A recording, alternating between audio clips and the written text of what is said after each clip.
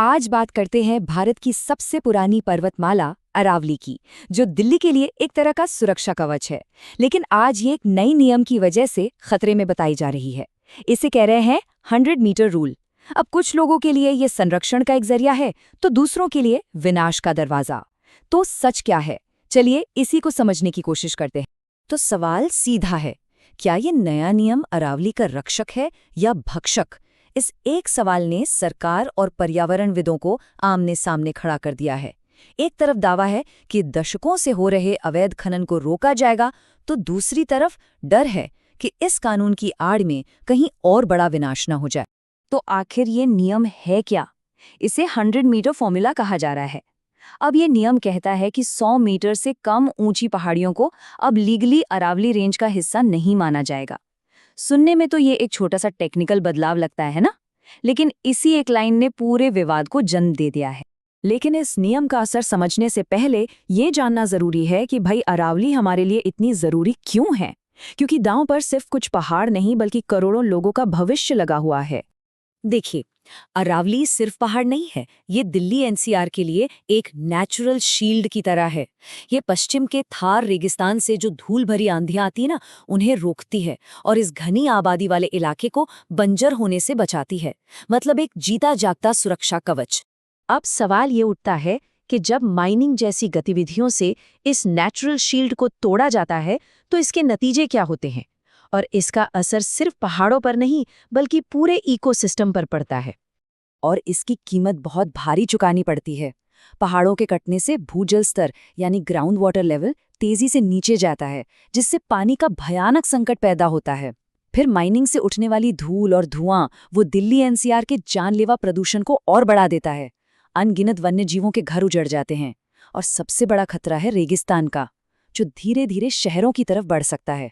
मतलब संक्षेप में कहें तो पूरा का पूरा इकोलॉजिकल बैलेंस ही दांव पर लग जाता है। तो चलिए अब इस 100 मीटर नियम पर जो बहस हो रही है, उसके दोनों पक्षों को समझते हैं। एक तरफ सरकार का दावा है और दूसरी तरफ है पर्यावरणविदों की चिंताएं। यहाँ पर दोनों पक्षों के तर्क एकदम उल्टे हैं। सरकार का कहना है कि ये नियम अवैध खनन पर लगाम लगाने और कंजर्वेशन को बढ़ावा देने के लिए है। वहीं पर्यावरणविदों का सीधा आरोप है कि ये नियम खनन माफिया को फायदा पहुंचाने के लिए बनाया गया है, जो अरावली की परिभाषा को ही कमजोर करके विनाश का रास्ता खोल देगा। सरकार अपनी दलील के समर्थन में एक बड़ा आंकड़ा भी पेश करती है। उनका दावा है कि इस नियम के बाद भी अरावली का 90% से ज्यादा हिस्सा पूरी तरह सुरक्षित रहेगा। तर्क ये है कि असर सिर्फ एक छोटे से हिस्से पर पड़ेगा। लेकिन सवाल ये है कि क्या वो 10% हिस्सा कम महत्वपूर्ण है?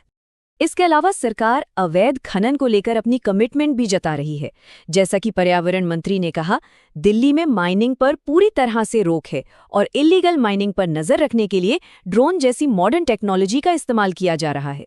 लेकिन पर्यावरणविदों और संगठनों का सबसे बड़ा डर ये है कि परिभाषा में ये बदलाव उन इलाकों में भी खनन को कानूनी बना सकता है जो पहले प्रोटेक्टेड थे। उन्हें लगता है कि 100 मीटर से कम ऊंचाई वाली पहाड़ियों को परिभाषा से बाहर करना खनन के लिए एक चोर दरवाजा खोलने जैसा है, और इसीलिए इस मामले को लेकर पुनर्विचार याचिका भी दायर की गई है। तो घूम फिरकर हम उसी सवाल पर खड़े हैं, संरक्षण या विनाश? ये एक ऐसा सवाल है जिसका जवाब अरावली का भविष्य तय करेगा। दोनों तरफ से मजबूत दलीलें हैं, लेकिन जमीन पर इसका नतीजा क्या होगा, ये अभी साफ नहीं है। और यही सबसे बड़ी चुनौती है। कागज पर बने नियम और जमीनी हकीकत में अक्सर बहुत बड़ा फर्क होता है। सरकार के दावों के बावजूद क्या ये नियम सच में अवैध खनन रोक पाएगा, या फिर पर्यावरणविदों का डर सच साबित होगा? इसका जवाब तो शायद वक्त ही देगा। तो इस पूरी बहस का जो सार है वो इसी एक सवाल में छिपा है। क्या ये 100 मीटर की रेखा एक लक्ष्मण रेखा साबित होगी जो अरावली की रक्षा करेगी, या फिर ये वो लाइन बन जाएगी जो इसकी बर्बादी का नक्शा खींचेगी? और अंत में ये सबसे बड़ा सवाल है, अरावली का भविष्य आखिर कौन तय करेगा?